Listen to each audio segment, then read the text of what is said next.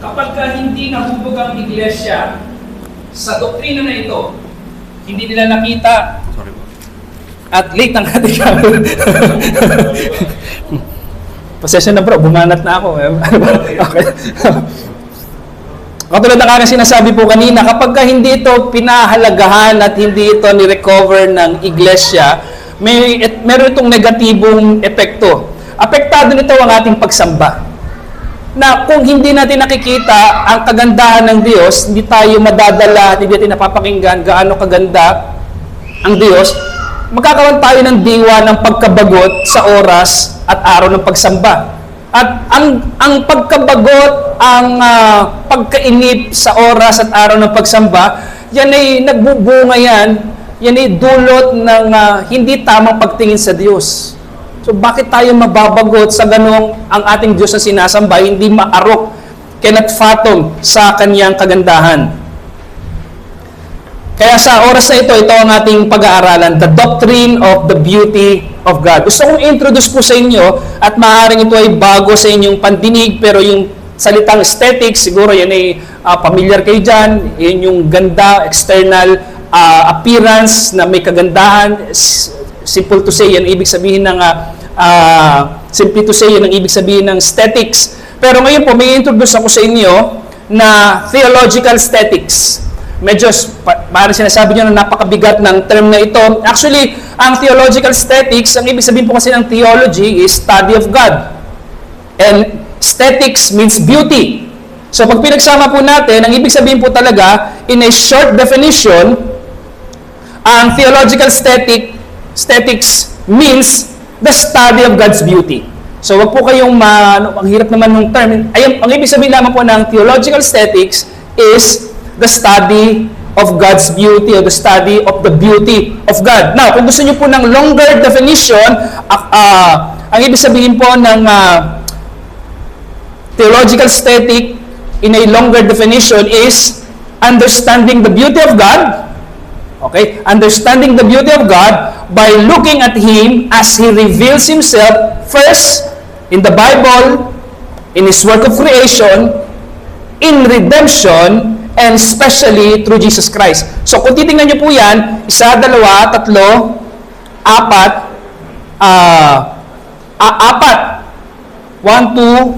4, 4 na area na kung saan, kung pag-aaralan natin ito, makikita natin dito yung kagandahan ng Diyos. For example, when we read the scripture, kapag tinignan natin ang kalikasan, ano sabi ng Psalms 19? The heavens declares the beauty or glory of God. So, ibig sabihin, when we study creation, when we study the Bible, when we study redemption, when we study the person and work of Christ, it is inevitable, hindi mawawala. Marireveal who God is and His beauty. Yun po yung sa iba hindi ito nabibigyan ng halaga, at ito yung gusto ko pong i-challenge kayo na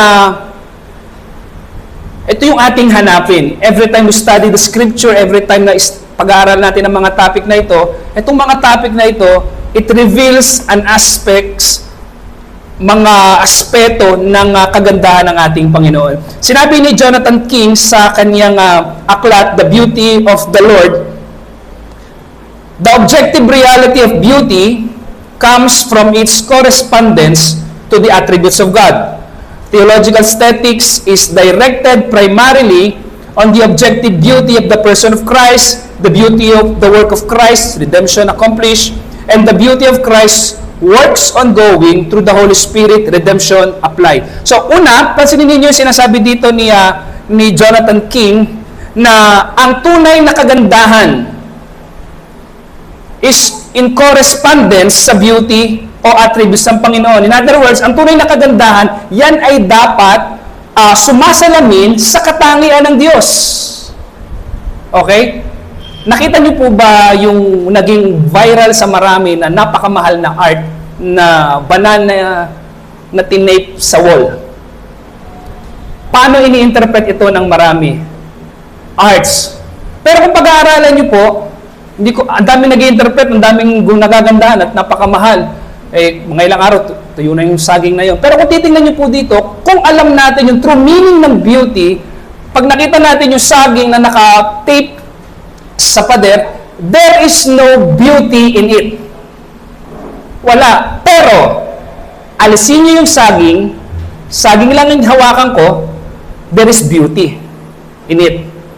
Yung beauty noon is yung proseso, yung kanyang pagiging saging, na lahat ng elemento doon, na yung DNA ng saging na yon, yung single cell, single DNA ng saging na yon, ay lumaki siya accordingly doon sa data na nasa DNA na yon, yung vitamins na ipoproduce ng saging, yung kulay, yung haba, yung laki, nandun lahat yun. So, merong perfect harmony, yung saging ay lumaki ayon sa kanyang disenyo.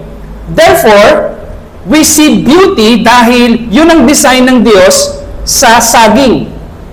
So, kapag tinignan niyo po ang saging, we can say it is a beautiful creation dahil yung creation na yon is in accordance sa design ng Panginoon. Pero, yung saging na yon, pag nilagay mo sa pader at nilagay mo ng tape, nawala ang kanyang kagandahan. Bakit? Yung tape at yung saging, walang connection. Ang nangyari, parang pinapangit yung saging. Walang connection, walang unity, walang harmony. So, yung purpose ng tape at ng saging, yung ginawa sa saging, hindi siya in accordance sa design. So, there is no art, there is no beauty.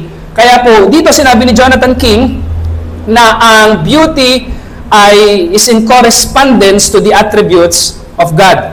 And most importantly, pinakita rin ni Jonathan King na ang theological study o the study of the beauty of God is primarily a study of the beauty of the person of Christ, work of Christ, at yung kanyang ongoing work. Kaya po, gusto ko ipaliwanag ito sa 5 paraan. Una, ipinapakita sa atin, if we are going to study theological aesthetics, pinapakita nito that God is the source of beauty. Ang Diyos ang pinagmumula ng lahat ng kagandahan. Yun ang una dapat nating makita. God is the source of beauty. Ang kagandahan, tulad ng truth, hindi mo pwedeng sabihin na sinasabi ni Oprah, what is your truth? Yung truth is your truth, her truth is her truth, his truth is his truth. Hindi po, ang truth po ay hindi pwede mo sabihin na ito yung truth sa akin, pero pwedeng hindi truth sa iyo. Merong objective truth.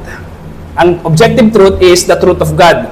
Hindi natin pwede rin sabihin na it is good for me, pero sa iyo it is not good. It is morally good. For example, sa Muslim, it is morally good na marami kang asawa. Pero sa atin, hindi morally good na may asawa. So, ano ang tunay na good? Ang tunay na good, merong objective good, which is the commandments of God. The goodness that derives from who God is. Yun yung tunay na goodness.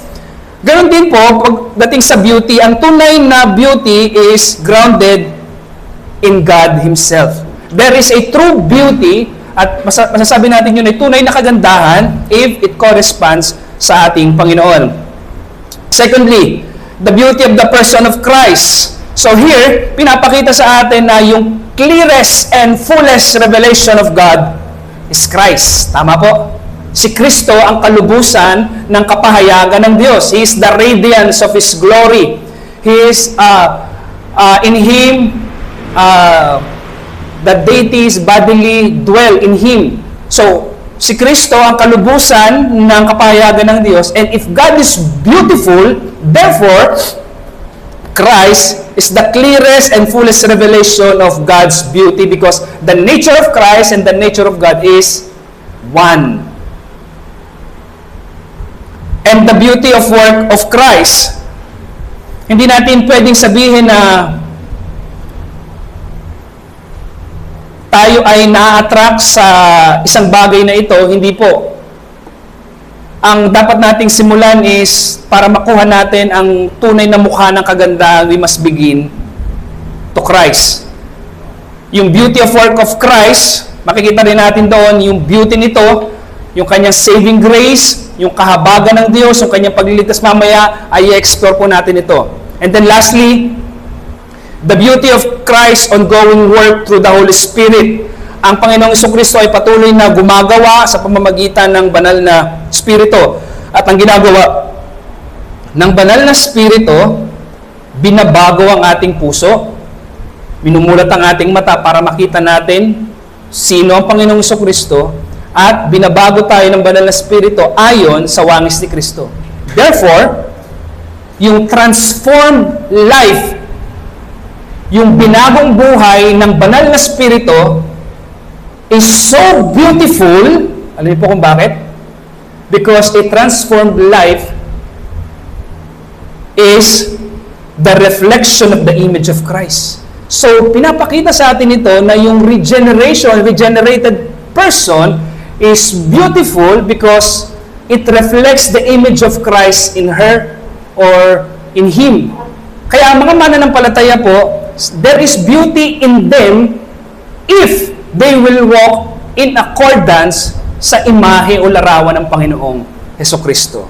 Because Christ is the final revelation of Christ, and yung beauty na nakikita natin sa Diyos, somehow, we are bestowed ng kagandahan ng Diyos through Christ. Alam mo ba sinabi sa 2 Peter chapter 1? Binanggit doon na magiging divine partakers tayo. Hindi tayo magiging Diyos. But somehow, we can participate or partake something beautiful that will be given through Christ. Kaya, yun ang ibig sabihin na tayo ay partakers of divine nature. Ngayon, gusto ko itong theological aesthetics na ito, gusto ko itong bigyan ng 5 summarizing points. Una, malinaw, God is the source of all beauty. Okay po? God is the source of all beauty. Ibig sabihin, beauty is not just a matter of personal taste. Hindi ibig sabihin na ako po ay karpintero at may mga gawa akong tinitingnan na sa akin ay maganda pero sa iba pala ay maganda. Ano po? So, kung may karpintero sa inyo at meron kaming tiningnan na upuan, sa kanya ay maganda yun at sa akin ay hindi, sino nagsasabi ng totoo? So, may pagtatalo. Pero kung titingnan po natin sa theological aesthetics na pag-aaral, ang tunay na pagtingin sa isang kagandahan ay hindi po personal taste. Hindi nakabati sa sarili mong panlasa. Dahil sa iyo, sa sarili mong panlasa ito ay maganda, kaya magiging maganda. Pero sa iba, hindi. Dahil hindi ito ayon sa kanilang panlasa. So, kung hindi natin naiintindihan na God is the source of all beauty, titingnan natin na ang beauty ay personal taste lang. Hindi po personal taste ang kagandahan. Ang isang bagay na masasabi nating may kagandahan ay it is beautiful, a thing, halimbawa itong bagay na ito ay sinabi nating maganda. It is beautiful because somehow it reflects something in that thing na nare-reflect natin doon, yung kaluwalhatian ng Diyos. So yun ang dapat nating makita po dito. Ikalawa, the Bible teaches us how to recognize real beauty. Kaya dapat maging marunong tayo dito kasi kung tayo hindi marunong, tingnan niyo po ngayon ang mga lumalabas na art. May isang lalaki na nagpatong-patong ng balde na mayroong buhangin, mataas. Tinumba niya, palakpakan ng tao, arts. At sinasabi nila, beautiful. Anong kagandahan doon? Parang bata na tinaob yung ginagawa ng isang construction worker. Merong naglatag ng Manila paper at dinawdaw ng lalaki yung kanyang kamay sa pintura at basta na lamang ginanon, palakpakan ng tao, sabi na beautiful art.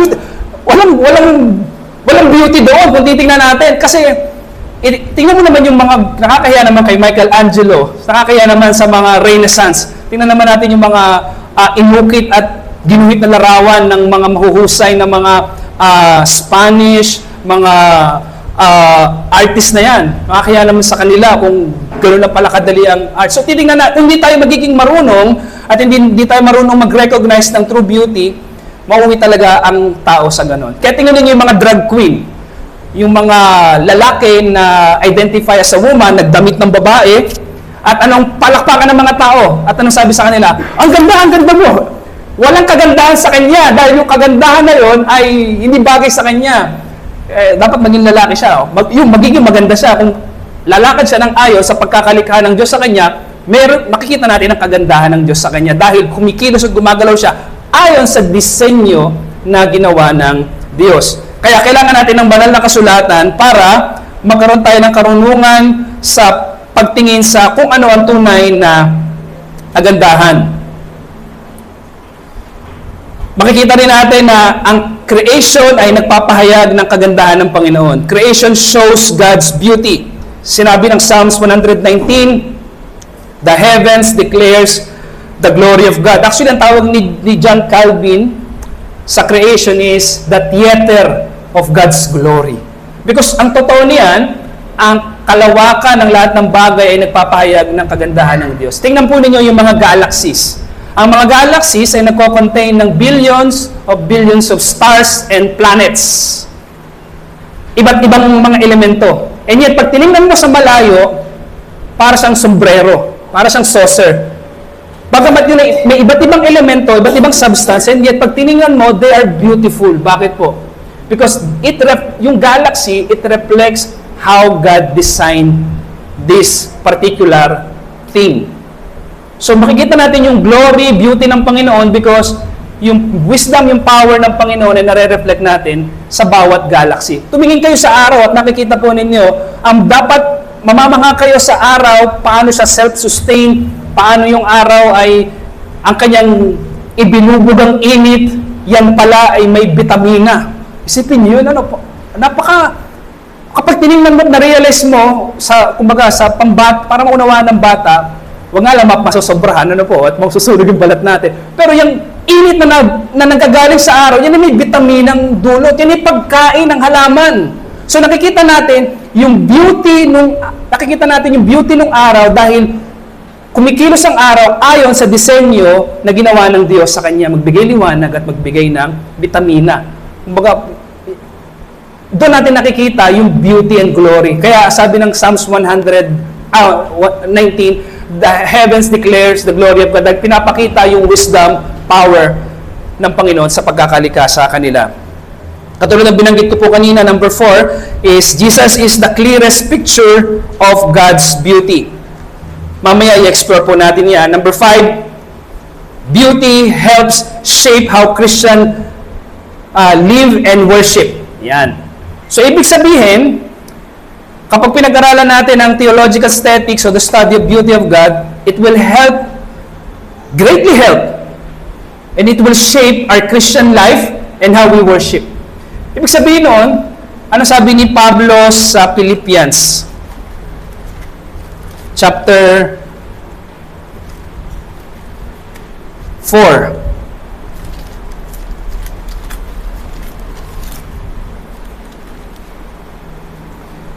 4 verse 8. Finally, brethren, whatever is true, whatever is honorable, whatever is right, whatever is pure, whatever is lovely, whatever is good repute, if there is any excellence, and if anything worthy of praise, dwell on these things.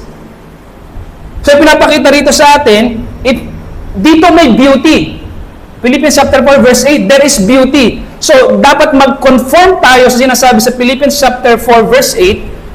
At kapag nakita natin yon at meron tayong nakitang mga gawain, it does not conform to the beauty of God. O hindi itong gawain na ito, itong kilos na ito, itong pamamaraan na ito, hindi naghahayag ng kagandahan. Walang kagandahan dito, inilalayo tayo sa kasalanan. Maging sa pagsamba, o magkakaroon tayo ng fire, magkakaroon tayo ng eagerness to worship dahil the God that we worship is infinite, eternal, in beauty. So yan po ang ibig sabihin ng theological aesthetics.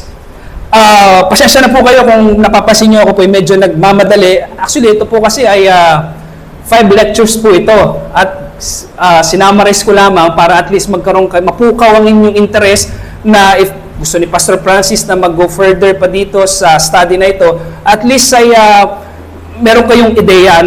So, dadako po tayo sa definition ng beauty. Isa po sa pinakamahirap na teka lang po, naghang pa yung aking yun. Trabaho ng mga nag-aaral ng mga partikular na doktrina na ito is how to define a certain doctrine. Ang totoo po niyan, mahirap at hindi tayo magkakaroon ng isang fixed, single definition na angkop sa lahat. Dahil ang beauty po ay, halimbawa, may nakita tayong maganda ang disenyo nito. Pero yung isa rin ay maganda. Pero pag nakita natin, ito'y gawa sa papel, ito'y gawa sa plastic. Kaya hindi natin pwedeng i-apply kung paano natin ito dinidefine na maganda. Halimbawa, dinefine natin ito na because of ito ay paper, soft, yun ay plastic, magkaiba sila ng substance. So, hindi natin pwedeng i-apply yung kind ng beauty na pinagtutukoy natin dito doon. So, hindi tayo pwedeng magkaroon ng isang single definition ng beauty na apply sa lahat. Pero, ang kagandahan po nito, because of the early theologians in the early past, ay nag-come up sila sa isang simple, general definition ng beauty, which is I agree, and I will quote Jonathan King, The Beauty of the Lord. Ito ang classical tradition ng definition of beauty. I quote, the definition of classical tradition of beauty. Beauty is an intrinsic quality of things which, when perceived, pleases the mind by displacing a certain kind of fittingness. So, kumbaga, parang hirap po intindihin. Hayaan nyo po na ipaliwanag ko po sa inyo line by line. Tingnan nyo po yung sinabi dito ni Jonathan King na yung definition ng traditional definition of beauty. Sinabi doon una is, beauty is an intrinsic quality. Ibig sabihin, katutubo. Ang beauty ay hindi natin ini-impose. Kapag may nakita tayong kagandahan, hindi ibig sabihin na ako lang ang nakakita, pero siya hindi niya nakita, dahil ako, may taste ako, siya wala. Hindi po ganoon. Ang beauty is intrinsic to the object, katutubo. Let's say, natural. Nandoon na, taglay niya na yon. Nung bagay na kung saan ay humahanga tayo sa kagandahan. Hindi po ito lumalabas na dahil ikaw ay sanay sa arts, kaya mas keen yung, pwede po yun mangyari, pero kadalasan po, ang beauty, mag-ingat tayo na hindi ito externally imposed. At dapat din natin makita na yung beauty is not the same thing as the material the object is made of. For example, ay may dalawang table. May dalawang table. Itong dalawang table na ito ay gawa sa parehas na materyales. Therefore, kapag ginawa siya, parehas siyang maganda. Bakit? Dahil gawa sa parehas na material. Mali po yun. Ang kagandahan ng isang bagay hindi nakabatay sa kanyang materyales. Dahil kung mayroong dalawang bagay o dalawang lamesa na gawa sa parehas na materyales, halimbawa, yung isang table na ito ay ginawa elegant, smooth, tama yung size, walang uga, hindi sturdy, mabango pa, makinis, durable. Pero yung isa na gawa sa parehas na material, hindi pantay, mauga, magaspang, pero para sila ng materials, pero makikita natin doon, ano ang maganda? Yung narito, tama? So, ibig sabihin, hindi yung materials, kung hindi, yung kanyang form ang nagpapaganda sa kanya. Paano ginawa ang paa, paano siya pinakinis, yung mga inilagay na elemento doon. Kung yung mga elemento, yung paa, yung screw, yung pako, yung pintura, yung mga pagpapakinis, kung lahat ng elemento na yon ay nagkakaisa, at dahil yun ay may pagkakaisa, makikita natin na magiging maganda yung produkto.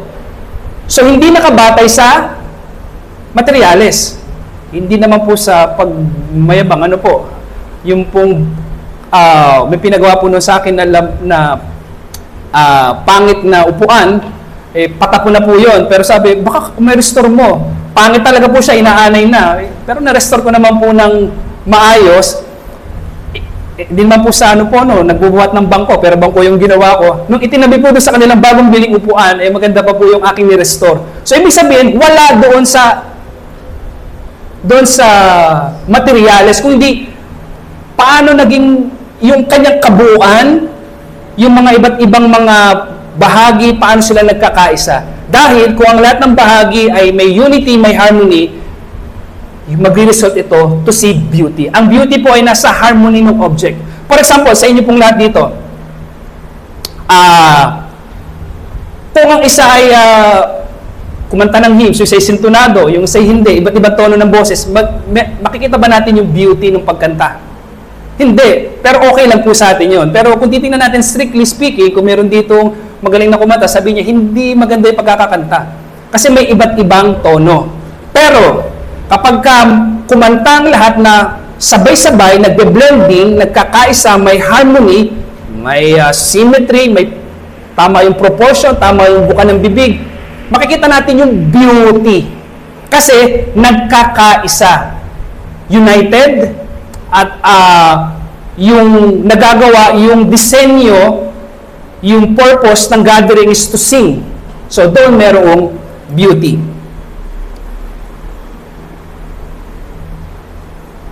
So, wala sa materyales kung hindi nando sa pagkakaisa ng mga bagay. So, ikalawa po, based doon po sa definition, when we perceive, pleases the mind. So, yung tunay na beauty will pleases the mind. Nung nakita nyo yung lamesa na maayos at yung isa na mauga, saan kayo nagkakaroon ng pleasure? Saan kayo napiplease?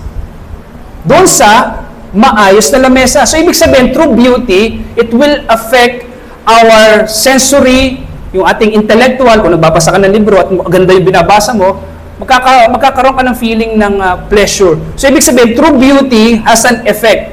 At ito po yung it pleases the mind. Nagkakaroon ito ng pleasure. Kaya nating i-perceive. Sinabi doon sa definition is pleases the mind. So, when we encounter real beauty, ang tunay na kagandahan will move us, stirs desire, and will awaken our love and our joy. Kaya po, kung dadalhin natin ito sa usaping pananampalataya, nang nabuksan ang ating mga mata, nakita natin ang kagandahan ni Kristo, nakita natin yung pangit na kasalanan, ang pangit ng kasalanan, sama ng kasalanan, yun yung backdrop, biglang lumitaw si Kristo sa gitna ng madilim na kasalanan, nakita natin yung ganda ng liwanag ni Kristo. Tama? It gives us joy, pleasure, napakaganda ni Kristo. Parang, lumabas po kayo ngayon at wala kayong makikita, hindi nyo makikita ang kagandahan ng bituin ngayon. Pero mamayang gabi, lumabas kayo dahil yung backdrop ng mga stars ay black, lumilitaw yung ganda ng liwanag ng mga bituin. Ang gusto ko ipunto doon sa yun, ay kapag nakita natin yung true beauty, it will affect us. It pleases the mind. Ito yung sinasabi ko po kanina, yung huli, it displaying a certain kind of fittingness. Ang ibig sabihin po ng fittingness, may proportion, may harmony, suitability of parts to the whole, corresponds to the form, purpose, and nature. For example, yung kanina pong may fittingness po ba doon sa saging na tinaypan sa pader? Walang fittingness doon. Walang unity. Walang proportion. Walang fittingness. Bakit po? Yung pader, yung tape, yung saging, may unity ba sila? Does it serve the purpose of banana? Does it serve the purpose of the wall? Does it serve the purpose of the packaging tape, duct tape? Hindi po. Sila yung mga magkakaibang elemento na pinagsama-sama na walang unity, therefore, walang beauty ron. So, ang mga bagay, tingnan nyo po ang kalawakan. For example po, pumunta kayo sa gubat. Makakakita kayo ng mga may punong iba't ibang malaki, punong may ibang size, iba't ibang hayop, iba't ibang elemento, iba't ibang size. Pero pag tinignan nyo, ang ganda. Bakit po? Dahil nagkakaisa sila. So, yun yung tunay na beauty. May pagkakaisa ang mga bagay, bagamat complex, bagamat iba't ibang gawa sa iba't ibang materyales, o kung sa mga bagay, kapag ito'y may pagkakaisa, when it displays fittingness, it shows beauty. We see beauty dahil may fittingness, dahil nagkakaisa yung mga elemento. Kaya kung titingnan nyo po, naniniwala tayo sa isang Diyos na may tatlong persona. Isang Diyos na may tatlong persona, nakakakita ba tayo ng unity? Yes. Nakakakita ba tayo ng symmetry, proportion? Nakakita ba natin na bagaman ito ay complex and yet united? Yes. That is why ang creation, complex but united. Diverse. Merong diversity pero may unity. Dahil ang ating Panginoon is 3 persons, 1 God, may plurality pero one being na hindi natin maharap paano nangyari yun, pero nakakamanga dahil there is unity. Kaya nare-reflect natin yung kayusan sa nilikha dahil sa persona ng ating Panginoon. Ngayon, itong divine beauty, number 2. Ang divine beauty po, sinabi ni Samuel Parkinson sa kanyang aklat, Irresistible Beauty, sabi niya, I quote, "Beauty, I will argue, is ultimately an attribute of God, the Trinity, revealed whether triune glory is made manifest, which is preeminently so with the person and work of Christ." Hindi ko po ito ma-unpack ngayon, pero gusto ko pong bigyang diin po sa inyo na ang source of beauty is God, and beauty is an attribute of God. Sa amin po kasing church ay ito po yung aking tinatackle ngayon. Hindi ko matatackle in detail ito, pero kung titingnan niyo po dito, based sa sinabi ni Parkinson, una, beauty is an attribute of God. That is why ang beauty po is ultimate reality. Ang beauty is grounded in God. Hindi natin sinasabi na ang Diyos ay maganda because He conforms to our standard of beauty. Hindi po. God is beautiful because He is the essence of beautiful. He is the apex. Lahat na ng mga salita na pwede natin gamitin. He embodies beauty because He Himself is a God of beauty. Kaya di natin pwede sabihin na maganda ang Diyos dahil siya ay tumutugma sa bagay na ito. Kaya siya maganda. Hindi po. Ang Diyos ay maganda. Kung hindi, ang bagay na ito ay maganda dahil tumutugma siya sa kalikasan ng ating Panginoon.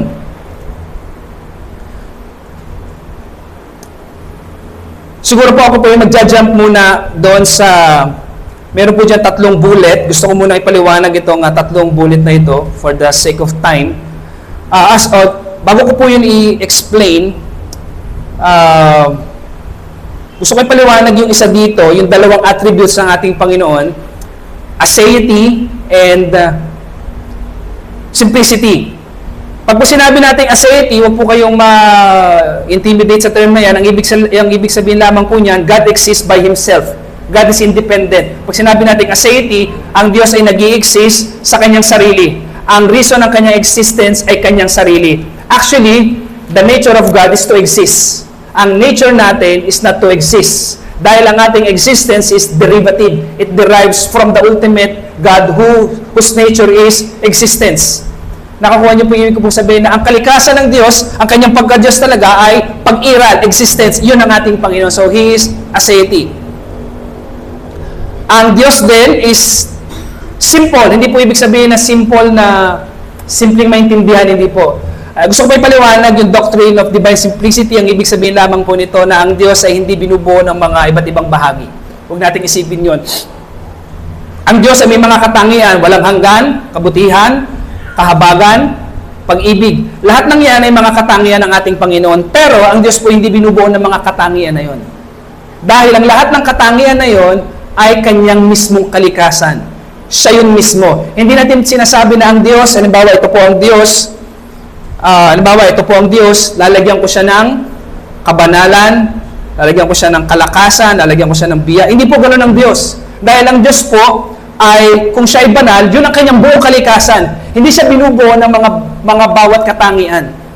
What makes God so beautiful dahil ang Kanyang mga katangian ay siya mismo. all that is in God is God Himself. So, ang kagandahan po ng Diyos is not materialistic. Hindi natin ito sinasabi na ito makikita natin sa pamamagitan ng material na bagay. Kung hindi, when we say God is beautiful, we mean God is perfectly and fully who He is. God is beautiful because of who He is. Ayun po yun. And beauty is not something added to God. Hindi dinagdag sa Kanya. God is the source of all beauty. Psalms 27 verse 4. To behold the beauty of the Lord. Psalm 96 verse 6. Splendor and majesty belonging to Him. So hindi idinagdag sa ating Panginoon ang kagandahan. Ang kagandahan ay ang Diyos mismo. Ito yung katulad kong sinasabi kanina, God is the source of all beauty. Lahat ng created beauty na ating nakikita is derivative, hango sa kagandahan ng ating Panginoon. So it is a reflection. Ngayon dito po, panghuling bullet, Christ, where God's beauty is seen most clearly. Una, Christ is the definitive revelation of divine beauty. Si Kristo ang kalubusan ng kapahayagan ng kagandahan at kapahayagan ng Diyos. Hebrews chapter 1 verse 3. He is the radiance of His glory. He is the radiance of the glory of God and the exact imprint of His nature. So pinapakita ng malinaw ng banal na kasulatan na makikita natin clearly and finally kung sino ang Diyos at ang kagandahan ng Diyos sa Kanyang anak. Pansinin ninyo yung Hebrews chapter 1 verse 3, gumagamit siya ng dalawang decisive term, radiance. Ang ibig sabihin noon, makikita natin yung liwanag ng kaluwalhatian at kagandahan ng Panginoon sa ating Panginoong Jesucristo. Sinabi rin doon na exact imprint. Ibig sabihin noon, Christ is perfectly and fully reveals divine nature. Kung titingnan niyo po ito sa Colossians chapter 2 verse 9, Colossians 2 verse 9, for in Him the fullness of deity dwells in the bodily form. Ibig sabihin, yung pagka-Diyos ng Diyos, kung bakit naging Diyos ang Diyos, naninirahan kay Kristo. Yan ang hindi ko maintindihan sa mga nagtuturo ng si Kristo'y tao lang daw. Na napakalinaw ng Colossians 2.8. Colossians 2.8, 2.9, for in Him, in Christ, the fullness of deity. What makes God God is in Christ. Is Christ. So makikita natin, hindi abstract ang kagandahan ng Panginoon, hindi hidden ang kagandahan ng Panginoon, kung hindi ang kagandahan ng Panginoon is personally revealed in Christ. Hindi si Kristo part of God's beauty. Si Kristo yung fullness of the beauty of God. Number 2, Christ's beauty is not outward, hindi ito panlabas. May nagtanong sa akin noon, may nakausap akong isang tao, sabi ko, at binahagi ko sa kanya itong aking bago na di-discover na doctrine, the doctrine of the beauty of God. Sabi ko, pinakita ko yung mga text, to behold the beauty of the Lord, Christ is the radiance of God's glory, at marami pang iba. Kinote niya sa akin ng Isaiah 53 verse 2. Sinabi, paano to bro? He had no form or majesty that we should look at Him, and no beauty that we should desire Him. So, ibig sabihin, ito yung tumutukoy kay Kristo. So, there is no beauty that we should desire Him. So, wala pala. Paano yun? Wala palang kagandahan na makikita daw doon sa servant, which is pertaining to Christ. Kung titignan po natin dito, ito ay in-overturn.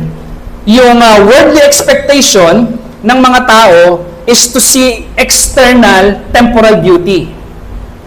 Ang pinapakita po dito, ang servant, which is Christ, he lacks physical attractiveness, social prestige, yes. Pero pag tinignan natin, yung persona ni Kristo, ang kanyang kilos at ang kanyang ginawa, makikita natin na ito lahat ay coherent and it reveals love, power of God. There is the beauty. The beauty is not in the physical. Nung si Kristo ay mamaya papakita ko din po sa inyo na ang krus ng Kalbaryo is also a beautiful event. So, hindi nakafocus sa outward. Ito ay nakafocus doon sa lahat ng ginawa ni Kristo is in accordance sa will and design ng ating Panginoon. Number 3, moral perfection. Makikita natin yung perfect obedience ng ating Panginoong Jesucristo. Philippians 2:8, He humbled Himself by becoming obedient to the point of death, even death on the cross. Makikita natin yung obedience ng ating Panginoong Jesucristo is so beautiful because Christ's obedience is entirely without defect, costly unto death, fitting dahil it aligns perfectly with the Father's will. So, pinapakita ang kagandahan ni Kristo, how He is so beautiful sa kanyang obedience dahil lahat ng kanyang ginawa is fits sa kanyang person, sa will and design ng ating Panginoon. Siguro magja-jump po ako sa number 4, faithfulness to the Father. Sinabi sa John 17 verse 4, I glorified you on earth, having accomplished the work that you have gave me to do. So makikita natin dito muli, pinapakita rito yung kagandahan ni Kristo because Christ's faithfulness shows or reveal how beautiful He is because He completes lahat ng layunin ng pagkakasugo sa Kanya. Kaya the Father is so pleased to Him. The reason why, bakit ang Diyos Ama is very pleased to Christ because lahat ng layunin ng Ama ay tinapos ng ating Panginoong Jesucristo and it reveals the beauty of Christ. Number 5, divine beauty made visible through redemptive action. Ayun, kung titingnan po natin, ang krus ng Kalbaryo, Romans 3:25-26, God put forward Christ to show His righteousness so that He might be just and the justifier. Kung titingnan po natin, parang yung ginawa ni Kristo sa krus ng Kalbaryo ay napakapangit, pero kung titingnan po natin ang krus ng Kalbaryo, we see the love and justice meets. Nakita natin yung grace ng ating Panginoon. Nakita natin kung gaano kabiyaya, kabanal ng Panginoon dahil bilang banal na Diyos, ang pinarusahan ng Diyos ay ang handog, ang banal na tupa, ang kordero, ang Panginoong Jesucristo upang maging mabiyaya ang Diyos sa mga sasampalataya sa Kanya. So nakita natin, God is holy, He punished sin in Christ, but God is also gracious dahil lahat ng mananampalataya kay Kristo will receive salvation by grace. So in conclusion, to behold Christ in faith is to behold divine beauty itself accommodated to human weakness and revealed through saving action. So pinapakita po nito na ang ultimate revelation ng kagandahan ng Diyos, the ultimate revelation of the beauty of God is Christ, pero hindi yung full essence ng Panginoon, kung hindi yung pong accommodated in our weakness. Makikita natin ang mukha ng Panginoong Jesucristo, ang kanyang kagandahan ayon sa ating kakayahan. Hindi natin makikita ang Diyos sa kalubusan ng kanyang kagandahan at kaluwalhatian, pero ipapakita ng Diyos ang kanyang kagandahan sa atin ayon sa ating kakayahan. Ang tawag po doon ay beatific vision. So ako po ay nag-switch ng focus. Dati ang focus ko po ay beatific vision, pero ngayon po, ang beatific vision po kasi is in eternity, magkakaroon tayo ng unhindered sight or seeing ng Diyos sa kanyang kagandahan.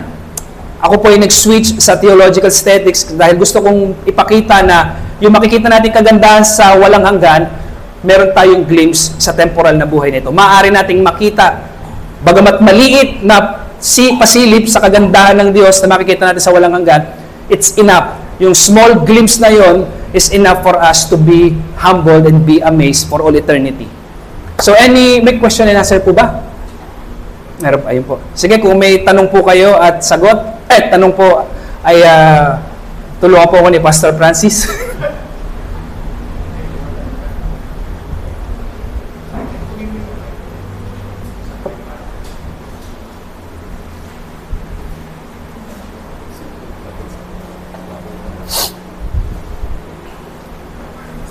Ako po yung nagpapaumanhin kung masyado pong na may mga tinalunan ako at naging mabilis.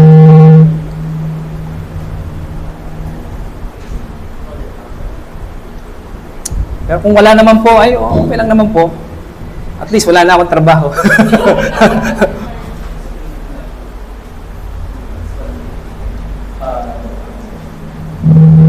Basta wala po, explanation po yun sa training po, sa Lord King, makikita ba yung Ang tanong, ano ang tanong? yung ma-explain po yun sa amin. Sa pinakasimula? Sa glorification. Ay, sa glorification. Ay, beatific vision. Ayun ba yun? Ang beatific vision po, to explain it in a simple way, in eternity, yung hinihingi ni Moses na sinabi niya, show me your glory, pero hindi niya nakita. Ano nakita ni Moses? Yung back, afterglow ng glory ng Panginoon. And yet, it is enough para si Moses ay mag-glow at maapektuhan ng glory na yon. Bumaba siya ng lumiliwanag ang mukha. At yung back na nakita, yung back of God na nakita, o afterglow, na nakita ni Moses, it is enough para si Moses ay mamangha. Actually, pag tayo ay nag-glorified in eternity, yung hinihingi ni Moses na yon, higit pa doon na makikita natin. Because we will see Christ as He is. We will see the beauty, the glory of God unhindered in the person of Christ. So, ibig sabihin po noon, sa walang hanggan, ay magkakaroon tayo, makikita natin ang kagandahan ng Diyos na kakayanin natin na makita, hindi yung full essence, kakayanin nating makita sa pamamagitan ni Kristo. Hindi ko lang po talaga ma-develop ngayon, pero I do believe that the glory of the Trinity, the beauty of the Trinity reveals in Christ at makikita po natin yon. Actually, ngayon, meron tayong glimpse, pero yung nakikita nating maliit na pasilip in this present time, makikita natin yan in unhindered way sa eternity. So, yun po yung nakakamangha po doon. There will come a time kung paano si Adam and Eve ay nakipag-usap sa Panginoon in that way, meron tayong ganoong experience. And I do believe, plus more. Plus more. Dahil yung meron tayong ma-experience na communion with God na hindi na-experience ni Adam and Eve. So makikita natin na ang Diyos as who, pag sinabi ko pong as who He is, hindi ibig sabihin yung full essence. Kung hindi po, makikita natin siya according to His pleasure na i-reveal niya sa atin. So, okay na ba yun, brother din? Okay lang. If ever, kung gusto niyo mag-go further doon, i-recommend ko yung book ni Samuel Parkinson, dalawa, Unvarnished Jesus, at yung isa po ay yung kinote ko dito, Irresistible Beauty. Hindi pala Irresistible Beauty, Gaze Upon God, ni Samuel Parkinson. Yung mismo yung title, Gaze Upon God. Kung kaya nyo naman, medyo may kamahalan nga lamang po, Seeing God ni Boersma. Nakalimutan ko yung pangalan niya, pero Boersma po ang kanyang, Boersma ang spelling ng kanyang apelyido. Seeing God, yun po ay on the way na sa akin. So, gusto niya, Pastor Francis, kung interesado kayo doon, I can help you sa mga references doon po.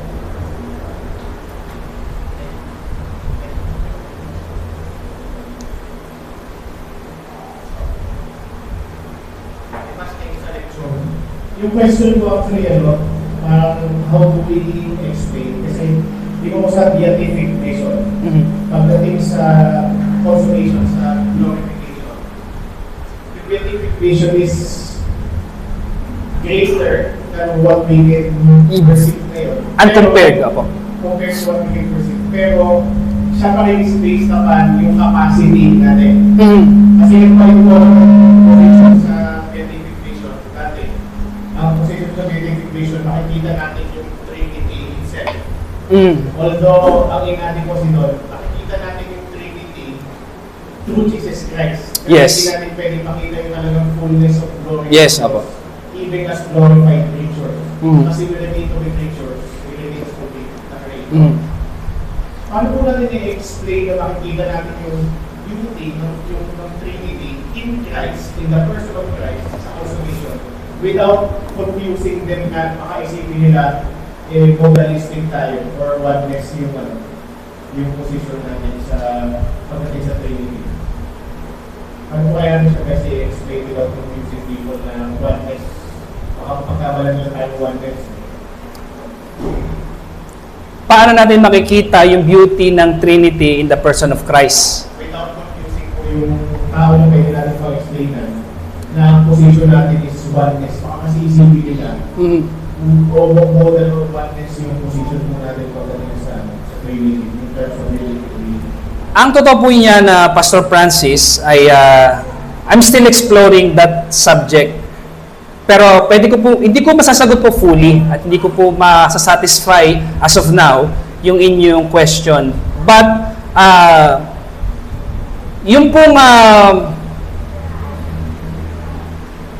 based sa study ko at mga nag-uncover ng doctrine na ito ay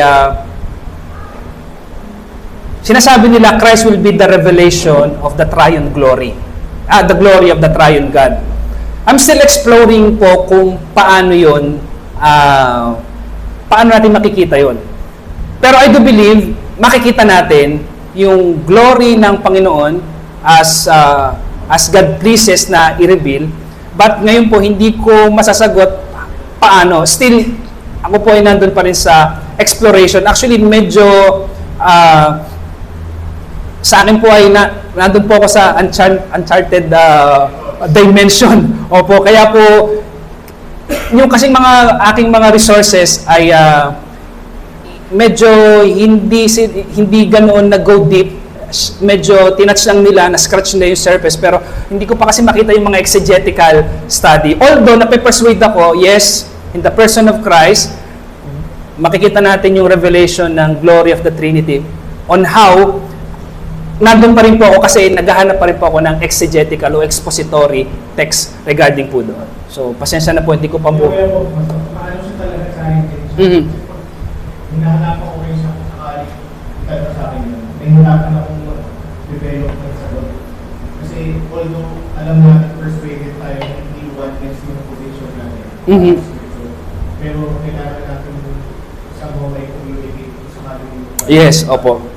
Kaya ako po ay nag-switch from beatific vision to theological aesthetics. Ang naging focus ko ngayon is yung privilege ng church na yung glory na makikita natin in the glorification, may glimpse tayo ngayon. Yun yung sinabi ni John Owen nung in-expose niya yung John chapter 1. We saw His glory, full of grace. So, ibig sabihin, nakita ng mga apostol a form of glory. At may ganun tayong privilege. May ganun tayong privilege. On how, yun ang masasagot ko, through the word, through the preaching, nakikita natin yung beauty ng Panginoon.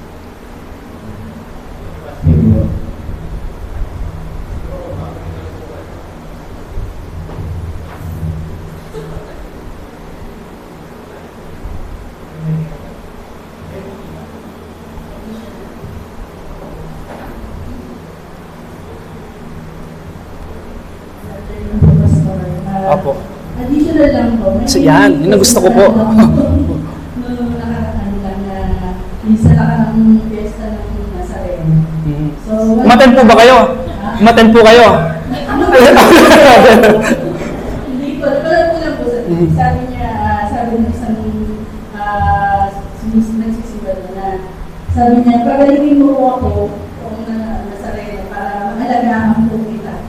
Sabi niya gano'n. And one of the attributes of God, maganda, is self-sufficient na Panginoon. He doesn't need anything from us. And we cannot bribe Him. So, yung ganong katuruan nila ay, yun nga, mali-mali. Kasi hindi Diyos yung pag tayo yung may ginagawa para sa Kanya. Kung opposite. We cannot survive without God. God is not served by hands. Self-sufficient siya. Opo. So, Tama po, tama po. It doesn't need anything from us. Mhm. Yun ang isa sa beauty ng Panginoon. Yes, tama po kayo. May add ko lang din po, tama po kayo doon, agree po ako doon. Ang i-add ko lamang po, yung way na yung kabutihan ng Diyos ay yung way ng, tingnan niyo po yung way ng kanilang paglapit sa Diyos is, kailangan may gawin muna ako. Panginoon, gagawin ko ito para pagpalain mo ako. Somehow, gagawin ko ito para, Panginoon, may reason kang pagpalain ako. So doon, pag ganun ang pananaw ng tao, hindi talaga nila makikita yung beauty ng Diyos. Dahil ang Diyos is, His blessing is unconditional. Kaya, pag nakita po natin yon, yung parang binibigyan natin ng reason o condition para pagpalain tayo ng Panginoon. Actually, yun po ay, although may nag-practice noon sa lumang tipan, pero pag-iingatan natin yon. Pero sa ating panahon, ang gusto ko pong puntuhin is, kapag nakita natin ang Diyos sa kanyang nature, na lahat ng kanyang ginagawa is unconditional, based sa kanyang goodness, hindi siya namumove based sa yung goodness. Ang nagpapamove sa Panginoon para gumawa siya ng kabutihan is His being goodness. Ang reason kung bakit iniibig tayo ng Diyos ay hindi dahil kaibig-ibig tayo, kung hindi He was moved by being love Himself. So, kaya pag nakita po natin yon, ang ating paglapit sa Diyos is, Lord, gagawin ko ito knowing na ang iyong pagkilos, paggawa, pagpapala at kabutihan sa akin is unconditional, hindi nakadepend sa akin. Nakaka-challenge yun at nagbibigay ng conviction na to serve God. Also, in a way na hindi natin unang kailangan ng pagpapala ng Diyos bago tayo sumunod sa Kanya. Knowing His very nature is unconditional. His love, grace, mercy is unconditional. Any other questions about? Or thoughts? Siguro wala na po. Okay po.